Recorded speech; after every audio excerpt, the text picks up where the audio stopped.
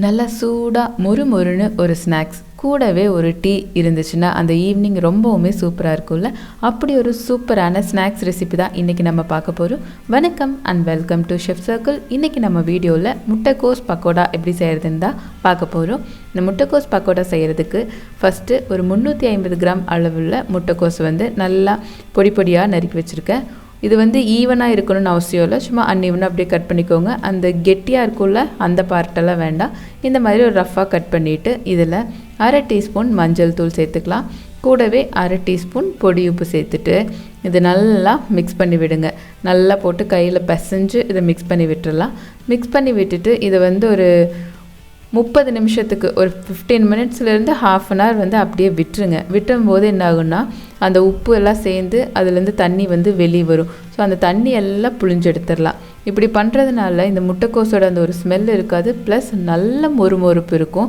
இல்லாட்டி ஒரு மாதிரி வதக்குன்னு இருக்கும். அப்படி இல்லாமல் இந்த மாதிரி புழிஞ்சு எடுத்து பண்ணிங்கன்னா முட்டைக்கோஸ் பக்கோடா ரொம்ப ரொம்ப டேஸ்ட்டாக இருக்கும். மொறுமொறுப்பு கண்டிப்பாக உங்களுக்கு கேரண்டியாக வரும். ஸோ இந்த மாதிரி எல்லா முட்டைக்கோஸும் தண்ணியை நல்லா புழிஞ்சு எடுத்துகிட்டு ஒரு வேறு பவுலில் சேர்த்துக்கலாம்.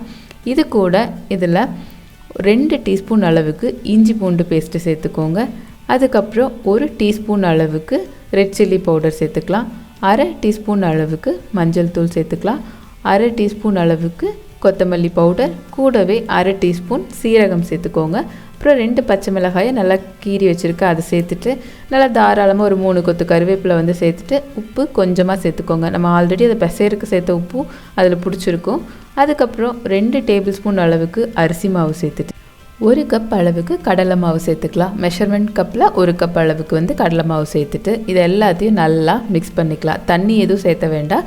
அந்த முட்டைக்கோஸில் இருக்கிற ஈரப்பதமே இந்த மாவெல்லாம் கோட் ஆகிறதுக்கு ஒரு சூப்பரான இது கொடுக்கும். ஸோ நல்லா பிசைஞ்சுட்டு மிக்ஸ் பண்ணிடுங்க. ரொம்ப ட்ரையாக இருக்குது அப்படின்னு ஃபீல் பண்ணிங்கன்னா லைட்டாக தண்ணி தொளிச்சுக்கோங்க. ஆனால் ரொம்ப தண்ணி வேண்டாம். கடலை மாவுங்கிறங்காட்டிக்கு உங்களுக்கு கையில் கொஞ்சம் பிசுன்னு ஒட்ட தான் செய்யும். பரவாயில்ல, இந்த மாதிரி நல்லா மிக்ஸ் பண்ணிவிட்டு இதை எடுத்து வச்சிடலாம். அதுக்கப்புறம் இதை ஃப்ரை பண்ணிக்கலாம். ஃப்ரை பண்ணுறதுக்கு நல்லா எண்ணெயை சூடு பண்ணிக்கோங்க. நல்லா சூடாக இருக்கணும். போட்டோன்னே அது இமீடியட்டாக மேலே வர மாதிரி இருக்கணும். இந்த ஸ்டேஜில் ஒன்றோட ஒன்று ஒட்டாமல் நீங்கள் இந்த பக்கோடா ப்ரிப்பேர் பண்ணி வச்சுக்கிறத பிரித்து போட்டுருங்க. இது போட்டுட்டு ஒரு 2-3 நிமிஷத்துக்கு எதுவுமே பண்ண வேண்டாம், கிளறவெல்லாம் வேண்டாம், அப்படியே விட்டுருங்க. கொஞ்சம் அந்த பச்சை இது போனதுக்கப்புறம் நல்லா திருப்பி விட்டுடலாம். திருப்பி விட்டுட்டு மறுபடியும் ஒரு 5-6 நிமிஷத்துக்கு அந்த பபுள்ஸ் எல்லாம் கம்மியாகி நல்லா கலர் சேஞ்ச் ஆகும், கோல்டன் ப்ரௌன் கலர் சேஞ்ச் ஆகும். அந்த ஸ்டேஜ் வரைக்கும் இதை ஃப்ரை பண்ணிக்கலாம். இந்த மாதிரி பபுள்ஸ் எல்லாம் கம்மியாகி தானோன்னா இதை வெளியே எடுத்துகிட்டு எண்ணெயெல்லாம் நல்லா வடிச்சிட்டு அதுக்கப்புறமா ஒரு டிஷ்யூ பேப்பர் வச்சு ஒரு பவுலில் சேர்த்துக்கோங்க. இதே மாதிரி அடுத்த பேட்சையும் போட்டு எடுத்துக்கலாம். அடுத்த பேட்ச் போடுறதுக்கு முன்னாடி எண்ணெயை மறுபடியும் கொஞ்சம் சூடு பண்ணிவிட்டு அதுக்கப்புறம் போட்டுக்கோங்க.